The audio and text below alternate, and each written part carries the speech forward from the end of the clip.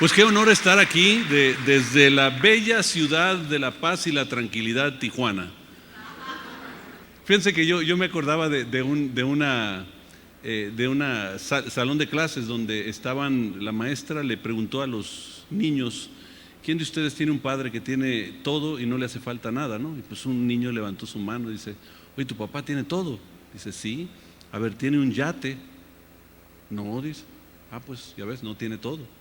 A ver, ¿quién más? ¿Tiene un padre que tiene todo y no le hace falta nada? Otro niño levanta la mano. ¿Tu papá tiene todo? Dice: sí. A ver, ¿tiene un helicóptero?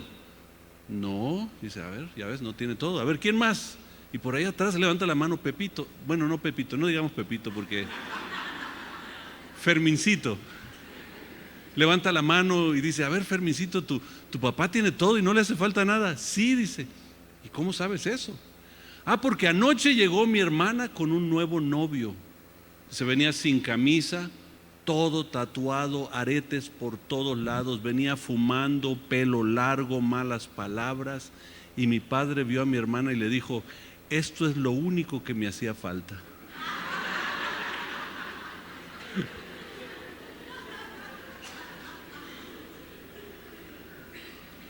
Me he dedicado en los últimos años a trabajar con Josh McDowell en unos eventos que le llamamos Cumbres Sé Libre, una defensa en contra de la pornografía, defensa de la familia.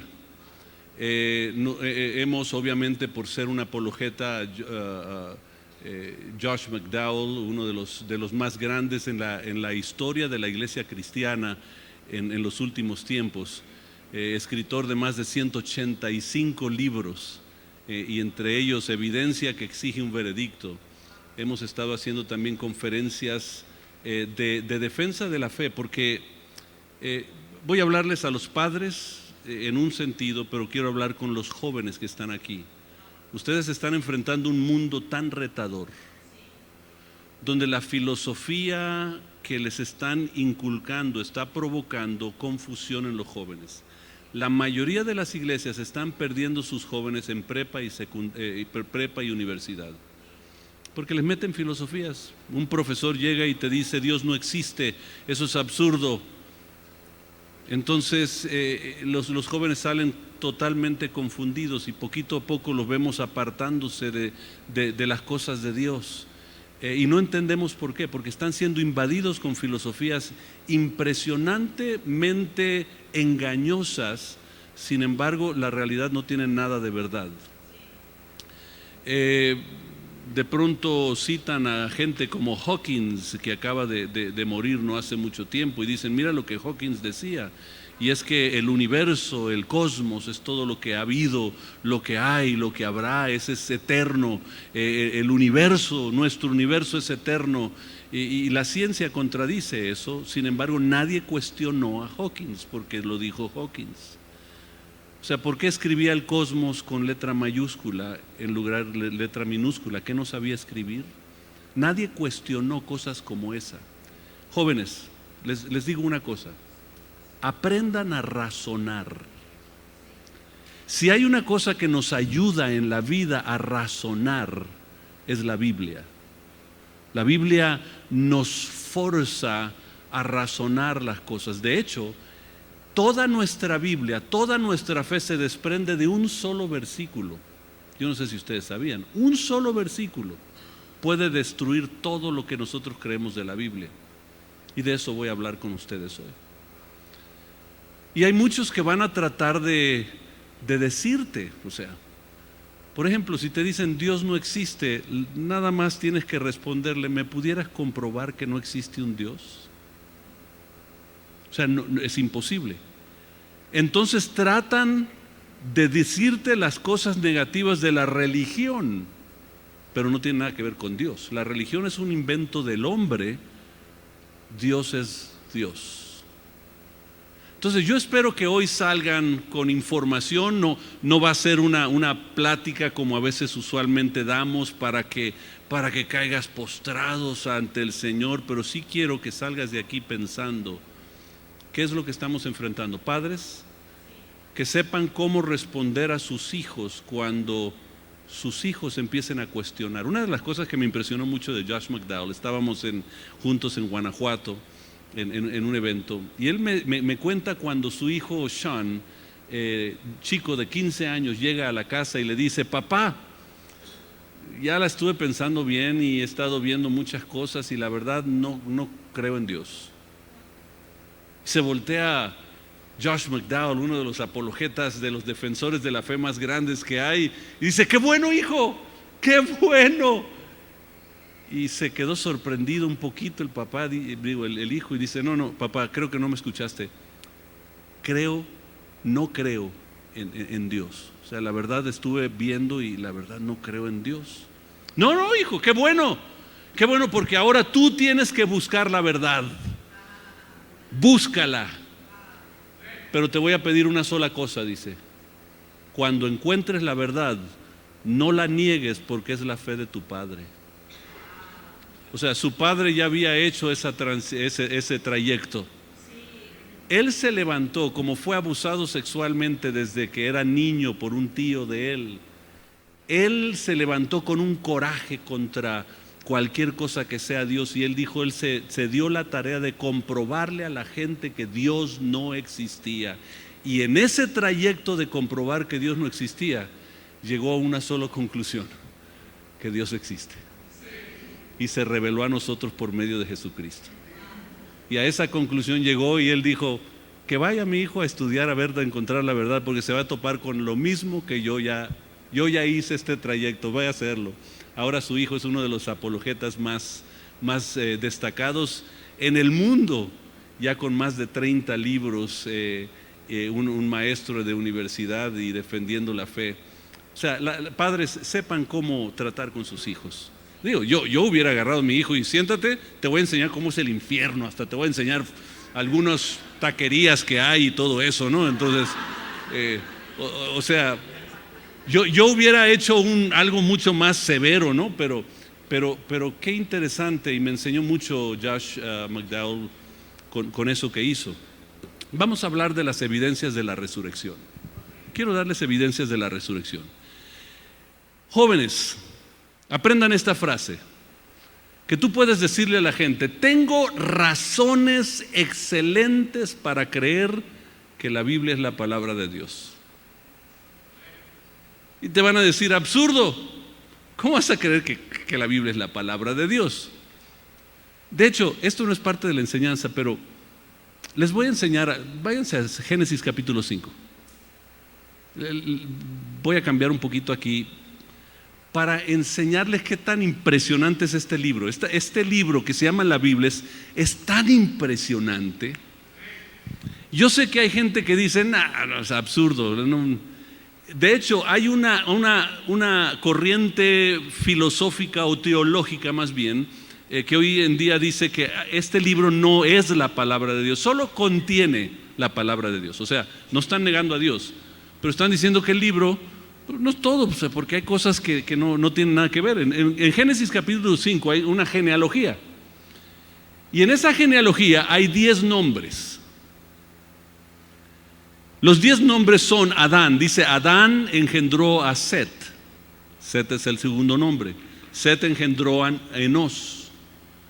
Enós engendró a Cainán. Cainán a Mahalael. Mahalael a Jared. Jared a Enoc. Enoc a Matusalén. Matusalén a Lamec. Lamec a Noé. 10 nombres.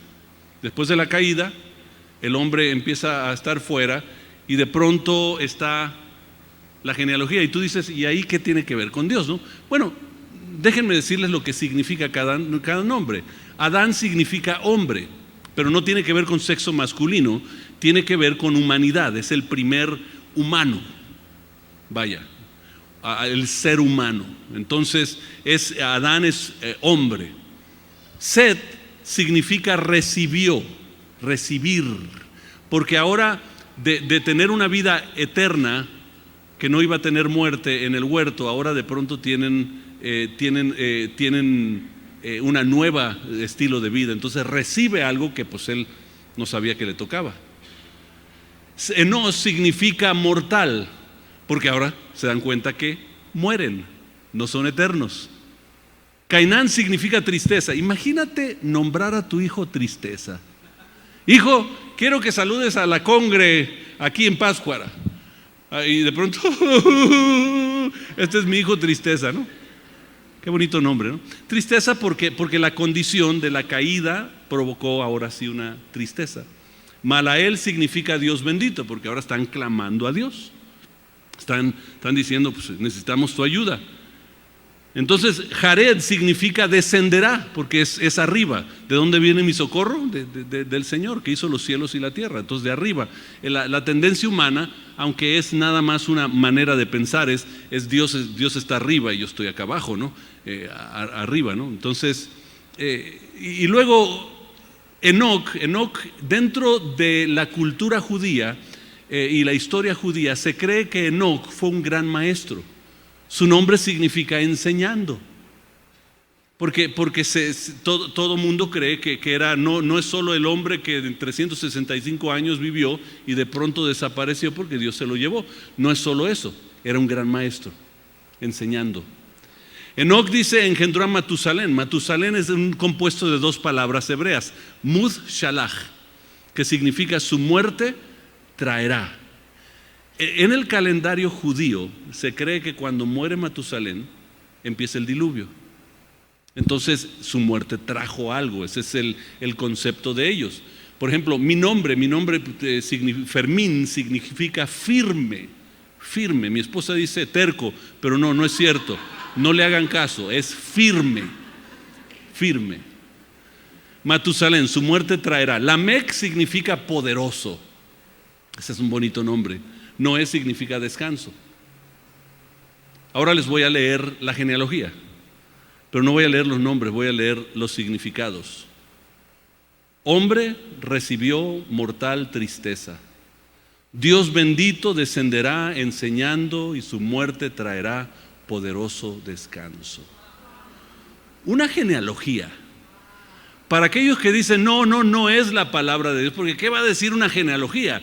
La palabra de Dios está lleno de mensajes impresionantes, pero no vamos a hablar de esto. Yo nada más quería decirle, jóvenes, no te dejes engañar por un profesor que estudió poquito y tiene un doctorado en no sé, en ingeniería espacial o no sé algo, y de pronto te dice, no puede ser la Biblia verdad. ¿Y qué tiene que ver ingeniería espacial con conocer las verdades profundas de la Biblia? Pero bueno, ¿quieres dialogar? Vamos a dialogar.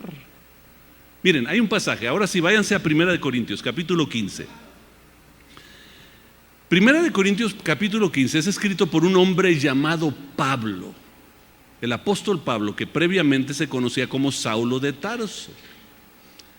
Y escribe después de su conversión. Gálatas explica mucho de qué hizo después, aparte de hechos que va dando los hechos de lo que él hizo y de los apóstoles, pero mucho más del apóstol Pablo. Gálatas te da muchos datos específicos. Pero dice, versículo 3, yo le transmití a ustedes lo más importante y lo que me habían transmitido a mí también. Cristo murió por nuestros pecados, tal como dicen las Escrituras. Noten, está marcando la doctrina, o sea, la dirección. Razón que Cristo murió es por nuestros pecados. Fue enterrado y al tercer día fue levantado de los muertos, tal como dicen las Escrituras. ¿Lo vio Pedro? Todo esto lo dice Gálatas. Lo vio Pedro, luego lo vieron los 12. Más tarde lo vieron más de 500 de sus seguidores a la vez, la mayoría de los cuales todavía viven, aunque algunos ya han muerto. Luego lo vio Santiago y después lo vieron los apóstoles. El que lo haya visto Santiago era importante porque Santiago era su hermano, su medio hermano, hijo de José y María. Era importantísimo. Y a todo esto, para aquellos que no sabían, Santiago, uno de los grandes defensores de la fe. Dice, lo vio Santiago y después lo vieron los apóstoles.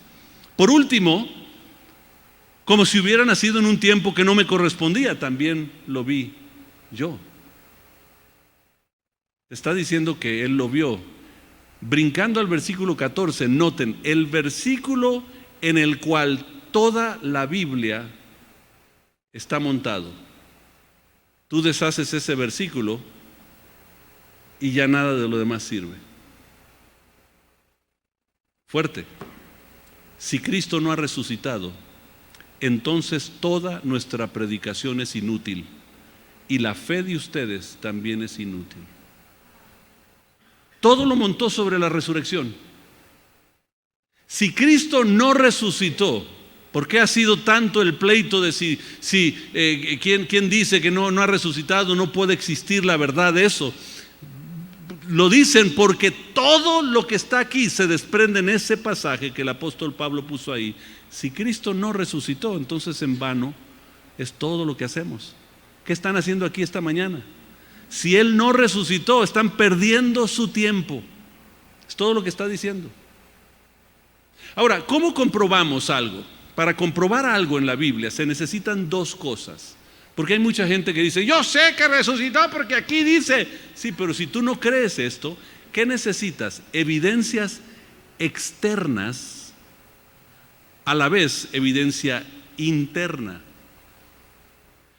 Pero necesitas la evidencia externa que comprueba algunas de las evidencias internas para que le puedas decir, mira este pasaje y mira lo que dice acá. Sí me estoy explicando. Me están siguiendo hasta ahorita, ¿verdad? Si no, podemos continuar en Tijuana la plática. Fíjense, nada más voy a mencionar, y no voy a mencionar mucho de ellos, pero 3 historiadores que mencionan a Jesús. Uno de ellos dice hasta, y lo estaban adorando como si fuera un Dios. O sea, él mismo está reconociendo cómo lo están adorando a las personas. No está diciendo que es Dios, Vaya, no está diciendo. Y los datos que yo les voy a dar hoy son puros datos de gente que no cree en Dios. La razón que lo voy a hacer así es porque la gente dice, sí, pues es que él cree en Dios, o sea, modificó todo para su fe. Ok, les voy a dar sus datos para que ustedes vean la realidad de lo que ustedes van a enfrentar en las universidades, en los colegios, de gente que te va a decir, es absurdo creer en Dios. ¿Absurdo? Bueno, vamos a ver. ¿O será que no quieres aprender a pensar? Y como no quieres aprender a pensar, porque recuerden, las universidades hoy en día no te enseñan cómo pensar, te enseñan qué pensar. Y ese es el dilema. Los noticieros, ¿qué te dicen? Te dicen qué pensar, qué va a ser tu opinión política. No te dejan a ti hacer la deducción. No estamos pensando críticamente ya en la sociedad, pero historiadores, Livio, Luciano, Josefo, y hay muchos más externos que hablan de Jesús. Porque hay una persona que llegó un día conmigo y me dice, es que yo no creo que Jesús existió. Por favor. O sea, lo único que pude decir, no leas la Biblia, lea algunos otros documentos para que te des cuenta que existió. Que creas que es Dios es otro tema. Luego platicamos de eso, pero existió. Livio. Y luego los historiadores de la iglesia, los padres de la fe, cercano al tiempo de Jesucristo. Estamos hablando de unos cuantos años, 90, 100 años después de Cristo. Ignacio, Policarpo, Clemente de Roma. Todos historiadores de la iglesia que de pronto te dejan datos para que tú puedas ver evidencias de que Jesús existió. Ahora, las pruebas o evidencias, les voy a decir algo, no las permiten en ninguna religión, solo la permite la Biblia. O sea, el Corán de los musulmanes jamás te permite cuestionar algo de la Escritura. El Bhagavad Gita de los budistas jamás te permiten que tú niegues algo de su Escritura.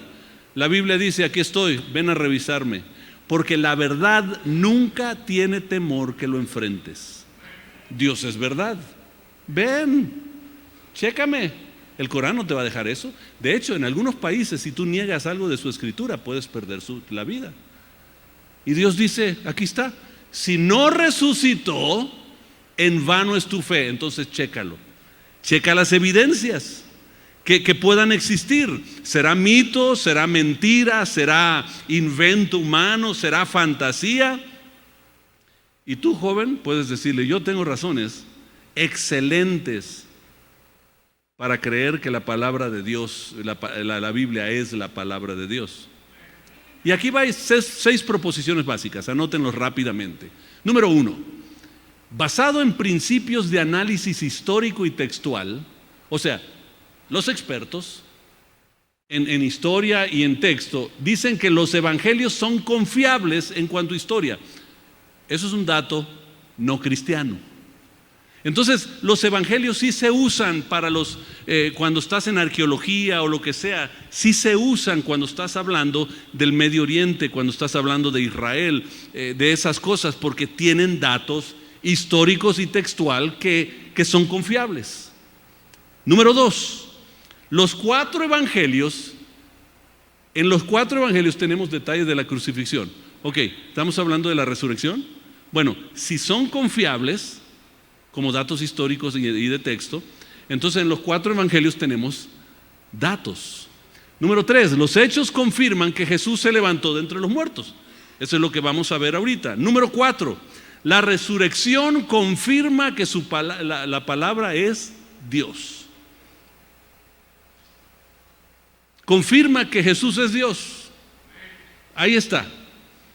¿Por qué? Recuerdo, basado en datos históricos y textual, los evangelios son confiables como historia. ¿Ok? Hasta ahí vamos bien, ¿verdad? ¿Están conmigo? No hay nadie dormido todavía, ¿verdad? ¿Nadie enojado? Ok, vamos a darle un ratito más a ver cómo se pone. Número 5, si es Dios, lo que dice es verdad. Si yo puedo comprobarte que lo que dice que es Jesús es Dios, tienes que creer que lo que dice es verdad. Entonces, porque un Dios no miente. Entonces, Dios, si es Dios, lo que dice es verdad. Número 6, el Antiguo y Nuevo Testamento contienen absolutos. Quiere decir, para aquellos que creen en lo relativo, que no hay una verdad real, ¿no? Yo creo que la Biblia tiene absolutos en cuanto a religión, en cuanto a ética, en cuanto a filosofía. O sea, cuando el Señor dice, perdona al que te ofendió, ¿qué está diciendo? ¿Alguien me puede dar una interpretación de la Biblia? ¿Qué dice el Señor? Cuando te pide que perdones, ¿qué está pidiéndote que hagas? Está profunda esa pregunta, ¿verdad? Está pidiéndote que perdones. Entonces estaban, dice, a ver, ¿sabes? ¿Será A o B o serán las dos? No sé. Absolutos, no te está dando una sugerencia. Oye, ¿qué te parece si lo perdono? Te está diciendo, perdónalo. ¿Por qué? Porque hay absolutos, porque eso te trae un beneficio. Él sabe, hay absolutos. Entonces, si la gente llega y te dice, ¿sabes qué? Es que, ¿de dónde tú crees lo que tú crees? O sea, ¿cómo crees que es que la verdad es relativa? Cada quien tiene su propia verdad. No, es que yo creo que el Antiguo y Nuevo Testamento, le puedes decir, eso que acaban de anotar en inversa, o sea, en vez del 1 al 6, del 6 al 1, o sea, yo creo porque el Nuevo y el Antiguo Testamento contienen absolutos en cuanto a religión. Absolutos. ¿Por qué crees que la Biblia tiene absolutos? Porque lo que Dios dice es verdad. ¿Y cómo sabes lo que Dios dice que es verdad? Bueno, porque la resurrección lo confirma, que es Dios. Entonces, pero espérate, ¿cómo sabes que Jesús es Dios? Porque los hechos confirman que Jesús ya se resucitó. Y si sabes eso, ¿de dónde conseguiste los datos? Pues los cuatro evangelios tienen detalle, lujo de detalle de todo eso. A ver, pero ¿por qué crees eso? Porque basado en principios de análisis histórico textual, el Nuevo Testamento o los evangelios son confiables en cuanto a historia. Ahora, la mayoría de los expertos concuerdan en 12 principios. Yo les voy a dar datos, jóvenes que están aquí, les voy a dar datos que no vienen de los teólogos en ningún lado. Estos vienen de historiadores, expertos, estudiosos de la Biblia que no son creyentes y concuerdan en 12 cosas del Nuevo Testamento. Fíjense, aquí están. Número 1, murió por crucifixión. Yo sé que hay gente que te va a decir, no creo que fue crucificado. es una persona que no ha estudiado, porque ni los estudiosos que no creen en Dios aceptan que Él no murió por crucifixión. Todos concuerdan que murió por crucifixión, que fue enterrado, porque para aquellos que no sabían, a la mayoría de los muertos los entierran. Número 3, provocó desesperación y pérdida de esperanza en los discípulos, creyendo que su Mesías había muerto. Todos se desesperaron. Todos los expertos concuerdan que estaban desesperados, entendemos. No están diciendo que es el Mesías, están diciendo, entendemos, que ellos perdieron la esperanza. Número 4, la tumba fue hallada vacía. No están diciendo que resucitó, están diciendo que a lo mejor se fueron a la tumba incorrecta, a lo mejor no es como pensaban, o sea, sí me explico, ¿no? Pero esos son los expertos. Cuando tú te das cuenta, ellos solitos están amarrando la soga en el cuello. Número 5, los discípulos tuvieron experiencias en las cuales creían haber visto a Jesús resucitado. Creían, podía haber sido que comieron demasiados tacos, podía haber sido que no sé, se pelearon con la esposa, no sabemos, pero tuvieron experiencias de haber visto a Jesús, visión, sueños, lo que sea. Número 6, los discípulos fueron transformados de gente que duda ahora a proclamadores fervientes de la fe.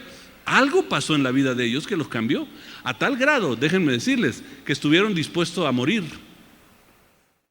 Y si todo es mentira, todos, uno tras otro, año tras año, empezaron a morir por una mentira, que es absurdo. Nadie muere por una mentira. Porque tú dices, murió uno, murió otro, vamos a morir por esta mentira. Ah, caray, no, ¿sabes qué? No siempre me voy a hacer un lado. Pero siguieron uno tras otro, y mártires, miles y miles y miles de mártires. Número 7, este es el mensaje central. Cristo murió y resucitó.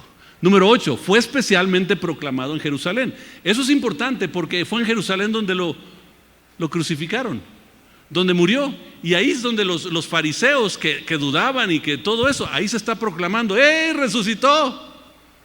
Esto es importante, es un dato importante. Número 9, a raíz de este mensaje nace la iglesia cristiana. Número 10, domingo se convierte en el día de adoración. Antes se adoraba en sábado. Entonces el domingo se empieza la celebración de la resurrección. Por eso celebramos en domingo, por la resurrección. Número 11, Santiago, medio hermano de Jesús, anteriormente un escéptico, se convierte a la fe porque dice que cree que vio a Jesús resucitado. Lo cree. Número 12, Pablo se convierte también creyendo haberlo visto. Entonces, para llegar a una conclusión, si tú ves todos los 12 pasos, de pronto, por ejemplo, hay una teoría que dice que se cree que Jesús tenía un gemelo.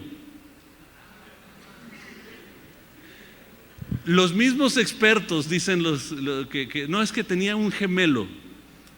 Entonces, ¿para qué dicen que Santiago se convierte a la fe? ¿Tú crees que Santiago no hubiera reconocido a su medio hermano gemelo? O sea, noten que ellos solitos se colgaron, se fueron a la tumba vacía. Sí, pero ahora dicen ustedes que 500 y más empezaron a ver a Jesús y tal. O sea, ellos solitos se colgaron con los 12 puntos. O sea, la realidad, lo que les voy a decir a ustedes es que las evidencias son contundentes.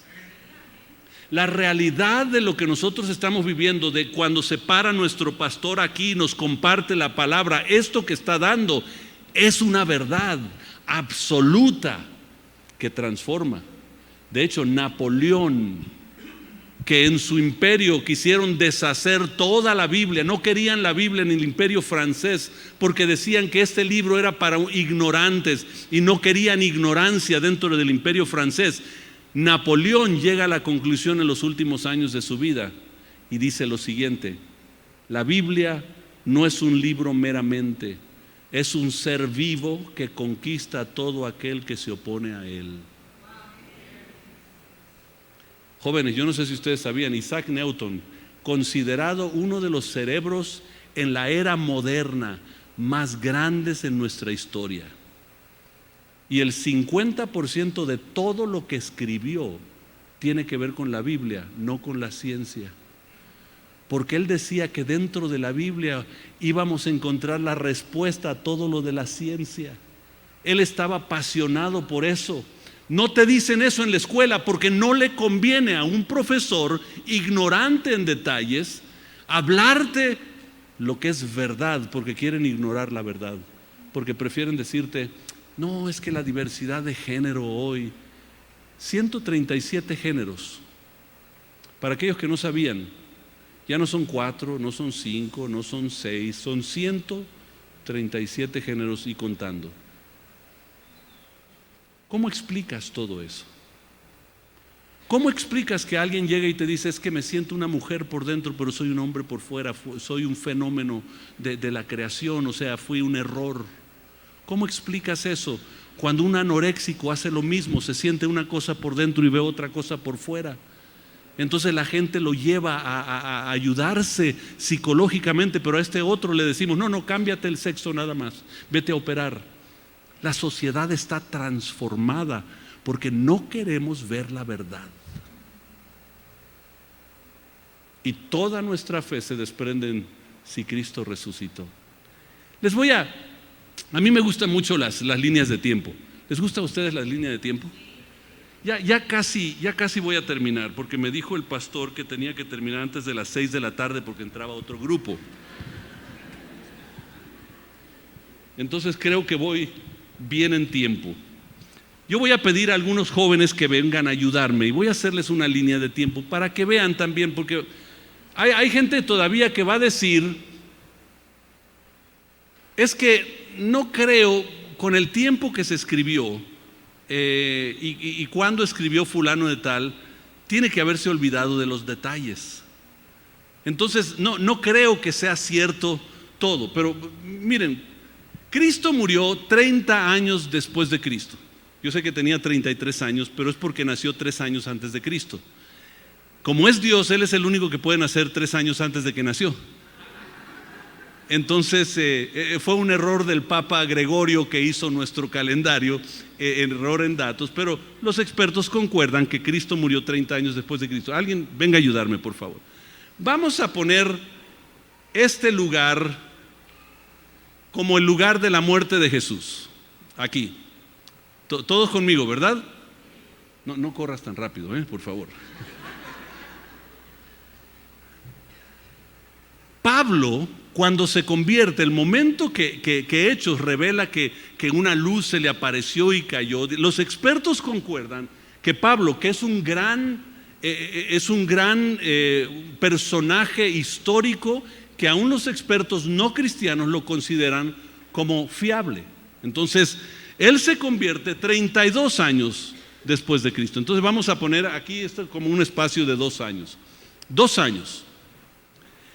Escribe Corintios, lo que acabamos de leer, si Cristo no resucitó, lo escribe 55. No, vente, ¿por qué te vas para allá? Tranquilo. 55 años después de Cristo, escribe Corintios. Entonces tú dices, ahí está, mira, son de 30 a 55, ¿cuánto? 25 años. Tuvieron que sacarla del teléfono a calcular, ¿no?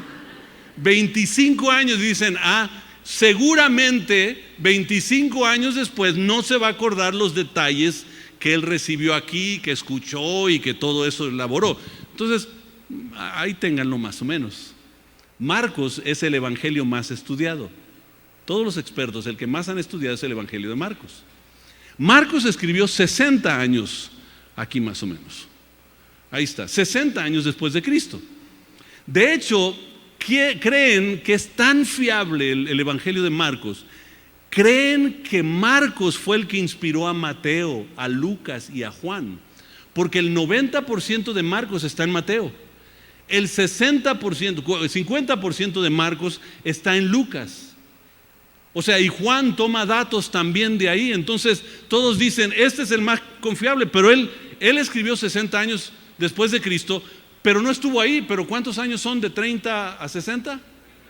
30 años de diferencia. Y tú dices, 30 años yo me olvido de las cosas.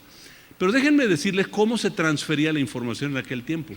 Y de hecho yo tengo, usualmente cuando doy estas conferencias, tengo unos ejemplares así del papel, tengo unos rollos de más de 200, 300 años para que la gente vea cómo era. Entonces Marcos envía su evangelio, lo envió a Esmirna. En Esmirna lo leen, pero saben que lo tienen que mandar a otro lado. Entonces el pastor dice, vengan, transcriban esto. Entonces la gente se ponía a transcribir los detalles de Marco, porque ahora lo mandaron a Éfeso, y de Éfeso a Filadelfia, y de Filadelfia, y así pasaba. Y a través de los años se va deteriorando, se va destruyendo y va desapareciendo. Entonces lo único que quedan son las copias. Y yo sé que vas a decir, ajá, ahí tenemos la razón de decir que no es verdad todo esto, porque las copias pueden ser cambiadas, ¿verdad? Tú puedes copiar algo distinto. ¿Ok? Ahí dejen un ratito. Alguien más que me ayude, por favor. Evangelio de Mateo, Lucas, 85 años después de Cristo. Y de pronto Juan, el último de los evangelios, 90 años después de Cristo, el más lejano, que estuvo acá, pero son 60 años y tú dices, ya está viejito, ¿cómo vas a saber exactamente qué fue lo que pasó? Y bueno, déjenme decirles que de las copias que han encontrado, ya han encontrado copias hasta 150 años después de Cristo entre los rollos del Mar Muerto, pero todavía están en un análisis. Entonces no vamos a usar esos todavía, hasta que no sean confirmados en todo. Pero vamos a usar lo que sí hay ahorita, aceptado por todos los expertos, aún los no cristianos. Recuerden que yo nada más los voy a colgar con su propia soga. Son los datos que ellos dan. Yo no los estoy dando, no los estoy tomando de un teólogo en Roma, no los estoy tomando de un teólogo en Alemania, no estoy tomando de un teólogo en Brasil, estoy tomándolo de los teólogos universitarios que no creen en Dios. Y dicen que la copia más antigua de Marcos es 210 años después de Cristo. Y 210 es más o menos aquí. Ok, hasta ahí vamos bien, ¿verdad? Y tú dices, 60 años, no, lo que Juan dijo, no, Marcos 30 años, Pablo todavía, pero tengo mis dudas de todo eso. Y recuerden que en Gálatas, lean Gálatas, y dice, yo no fui a los discípulos, yo me fui al desierto, que Dios me revelara. Y después me encontré con Pedro, y después me encontré con los apóstoles, y después de un tiempo, ahí dice en Corintios, no me añadieron nada de lo que Dios ya me había revelado. O sea, él está diciendo lo que yo escribí, lo confirma y después la copia. Esto se va perdiendo a través del tiempo y allá tenemos la copia de Marcos. Hay una guerra que se llama la guerra de los Peloponesos, que es la guerra de Atenas contra Esparta. En la universidad ustedes van a estudiar de la guerra de Atenas contra Esparta, y fue escrito por alguien que se llamaba Tucídides, que escribió, ¿me puedes ayudar? Por favor, 450 años antes de Cristo. Entonces vamos a suponer que aquí da la línea de tiempo. Vete para allá, por favor. Allá, síguele, 450 años, síguele. Vamos a estar, está bien ahí. 450 años antes de Cristo. Obviamente, con el tiempo se perdieron las copias, porque se van haciendo copias, se van destruyendo las originales, el tiempo va pasando y de pronto nos mandan la copia, la que estudiamos en las universidades, que nadie duda, de Tucídides. ¿Y saben cuándo es la copia más antigua que tenemos de Tucídides? 900 años después de Cristo. ¿Alguien? Ven a ayudarme, joven. Aquí es 200. Entonces vete por ahí, por ese pasillo, vete para allá un poquito más. Ahí está bien. Nosotros en la historia, en la universidad, no dudamos la guerra de Esparta contra Atenas, porque nos dejó los datos Tucídides.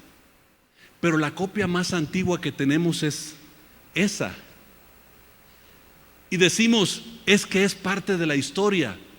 Recuerden, de acuerdo a los datos históricos y textual, los evangelios, yo no lo dije, lo dijeron los expertos que supuestamente no creen en Dios.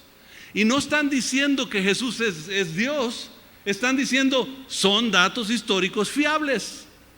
Ok, entonces, ¿cómo vamos a creer a Tucídides si esa es la copia que tenemos, cuando no queremos creer a Juan o Marcos si esta es la copia que tenemos?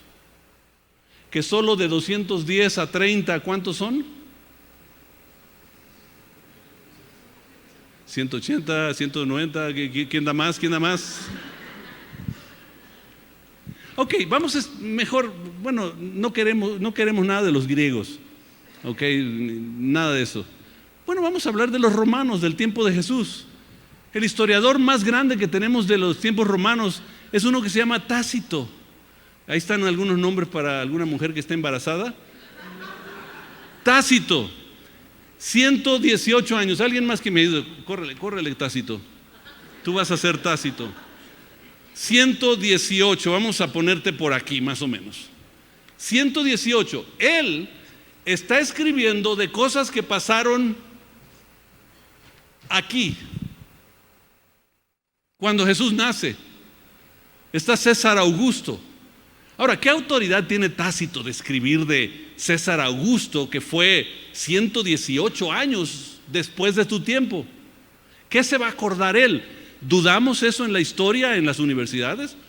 No, porque son datos históricos y la manera en que se va transmitiendo las cosas son igual que se transmitió Marcos, copia tras copia para los distintos lugares, porque se va a ir deshaciendo, el original se va perdiendo, se va destruyendo. Espérense. Tácito, ¿saben cuándo es la copia más antigua que nosotros tenemos de él? A ver, una más que me ayude, una persona más que me ayude rápido. Muchas gracias. 1050 años después de Cristo. Te vas allá de donde 900, poquito más para allá.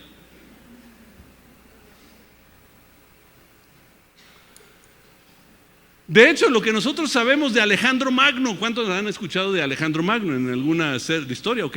Alejandro Magno, el que nos trajo los datos más específicos de él, más reales, es un historiador que se llamaba Plutarco.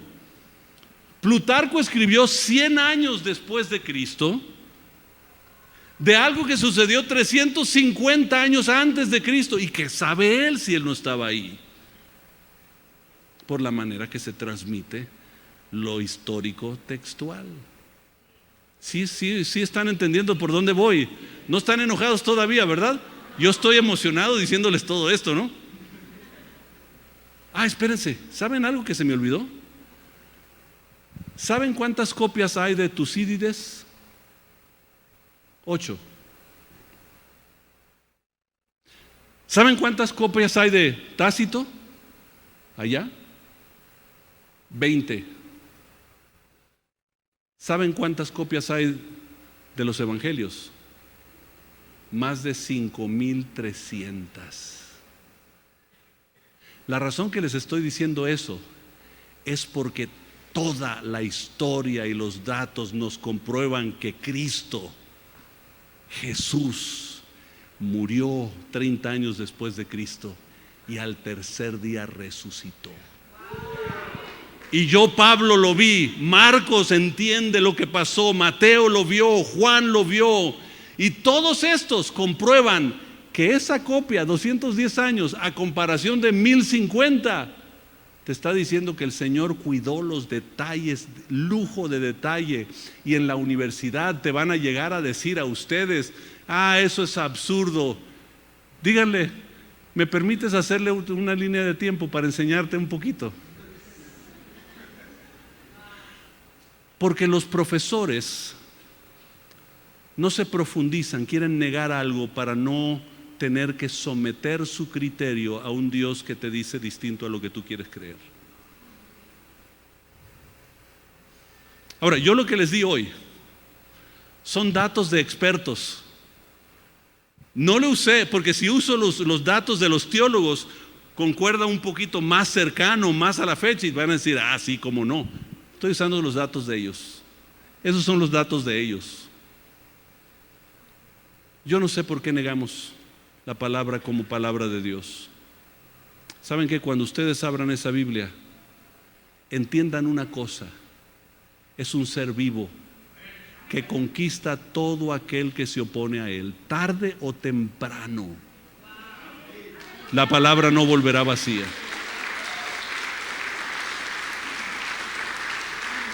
Y unos de estos días, yo no sé cómo y cuándo, pero toda rodilla se doblará y toda lengua confesará que Jesucristo es el Señor, para gloria de Dios Padre.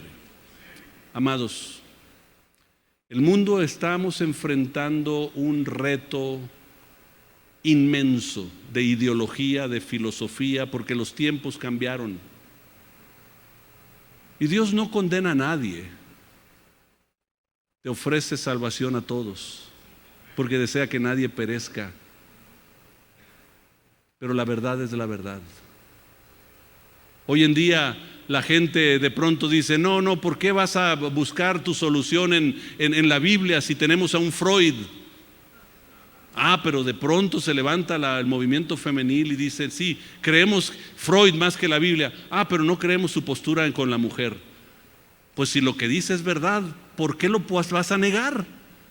Queremos negar verdades porque no nos convienen a lo que yo quisiera hacer. Yo lo que te digo es, si quieres hacer otra cosa, haz lo que te dé la gana, pero entiende que hay una verdad que es irrevocable, que no podemos cambiarla. Yo quiero orar por ustedes, especialmente ustedes que son padres, que van a tener que enfrentar en ayudar a sus hijos a pensar. Muchas gracias, ya pueden regresarme todos los... Es que esto costaron mucho dinero. Gracias. Y qué buenos actores también son, ¿eh? Como que tienen una clase de artes aquí, ¿no?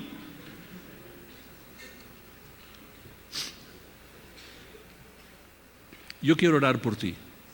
Jóvenes, quiero orar por ustedes, porque el ataque no viene pequeño, viene grande.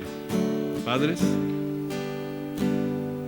quiero prepararlos a ustedes para que sepan cómo responder. No se atemoricen de lo que viene, porque yo creo que esta generación de jóvenes viene más poderoso que nunca, porque por el ataque sus convicciones tendrán que estar mucho más cimentadas en la palabra.